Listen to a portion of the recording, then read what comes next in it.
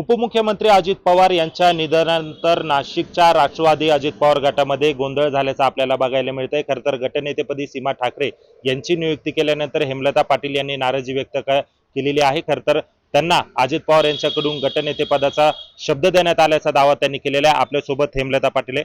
ताई, काय सांगणार? खरं तर गटनेतेपदी सीमा ठाकरे यांची नियुक्ती करण्यात आलेली, तुम्ही याच्यावर आक्षेप घेतलेला आहे। अजितदादांकडून तुम्हाला शब्द देण्यात आलेला होता। 24 तारखेला मी अजितदादांना भेटले तेव्हा त्यांनी स्पष्टपणे सांगितलं होतं की गटनेता म्हणून तुला कामकाज करायचं आहे।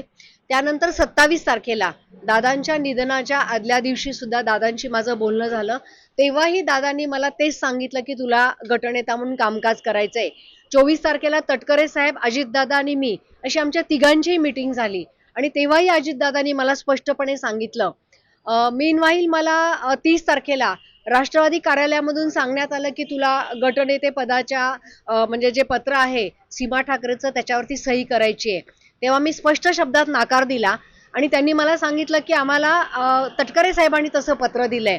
मग मी 30 तारखेला रात्री तटकरे साहेबांना फोन केला, तेव्हा तटकरे साहेब म्हणे की अशा कुठल्याही पत्रावरती मी सही केलेली नाहीये, कधी माझं लेटरहेड स्कॅन केलेलं मंत्रालयामध्ये असतं ते वापरलं गेलं असेल, तर त्यामुळं हे पत्र जे राष्ट्रवादीकडे आलेलं आहे ते तटकरे साहेबांचं स्वतःचं पत्र आहे, ते स्कॅन पत्र आहे, ते फ्रॅगमेंटेड पत्र आहे किंवा दादांच्या निधनानंतर बॅकडेटेड म्हणून ते पत्र त्यांच्याकडून घेतलेलं आहे का, असं कुठलंही स्पष्टीकरण मला अद्यापावत झालेलं नाहीये। काल तो जो गट रजिस्टर झाला तेव्हाही प्रदेशाध्यक्ष म्हणून तटकरे साहेबांनी मला कुठलेही आदेश दिलेले नाहीयेत की तुला गटामध्ये सामील व्हावं लागेल।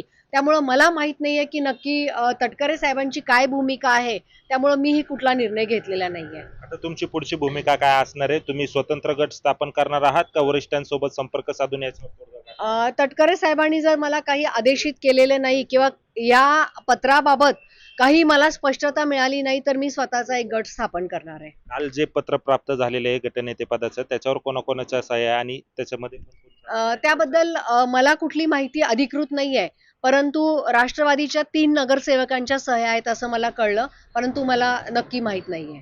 आता तुम्ही सुनील तटकरे यांच्यासोबत संपर्क साधून या संदर्भात काही पुढे कारवाईची मागणी करणार आहात का? पुढे तटकरे साहेबांशी माझं 2 वेळा बोलणं झालं, त्या दोन्ही वेळा तटकरे साहेबांनी मला कुठलेही आदेश दिलेले नाहीयेत किंवा गटामध्ये सामील होण्याबद्दलही सांगितलं नाहीये।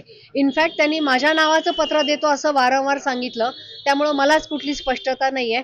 तटकरे साहेबांनी फोन करून मला जर काही आदेश दिले, काही निर्देश दिले तर मी त्यावर विचार करेन। अजितदादा यांच्या निधनानंतर खरं तर असा प्रकारचा वाद उफाळून येतोय, काय वाटतं तुम्हाला? या राष्ट्रवादीमध्ये कुणी याच्या आडून काही पॉलिटिक्स करताय?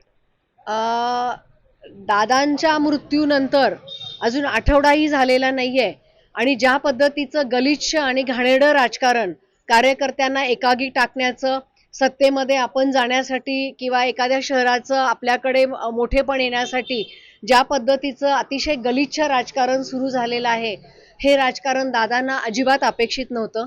सर्वात महत्त्वाचं म्हणजे दादांसारखा व्यक्ती की जो बोलेल तेच करणारा होता, जो व्यक्ती मला स्पष्टपणे बोलतो की नाही तुलाच गटनेता करायचंय, तो व्यक्ती गेल्यानंतर त्यांच्या नावावरती अशा पद्धतीचं राजकारण होतंय। मला असं वाटतं की दादांना श्रद्धांजली वाहण्याचा तरी यांना अधिकार आहे का, आणि गेलेल्या व्यक्तीच्या नावाखाली तुम्ही इतकं घाणेरडं राजकारण करता, हेच मला म्हणजे म्हणजे हे पटतच नाही आहे माझ्या मनाला।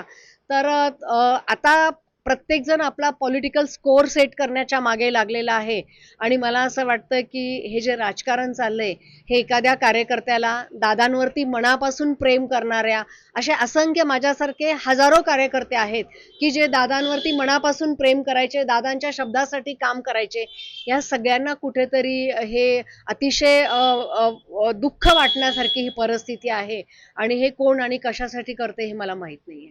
फक्त या हेमलता पाटील होत्या। खरं तर अजितदादांच्या निधनानंतर खरं तर राष्ट्रवादी अजित पवार गटाचा जो वाद आहे गटनेते पदावरूनचा तो उफाळून आलेला आहे आणि आता या सगळ्या संदर्भात दादांच्या मृत्यूनंतर खरं तर 8च दिवसामध्ये असं घाणेरडं राजकारण हे कितपत योग्य आहे असं देखील त्यांनी सवाल उपस्थित केलेला आहे। यामुळे आता राष्ट्रवादीचे वरिष्ठ नेते याच्यावर काय निर्णय घेता, काय विचार करता हे पाहणं देखील तितकंच महत्त्वाचं ठरणार आहे।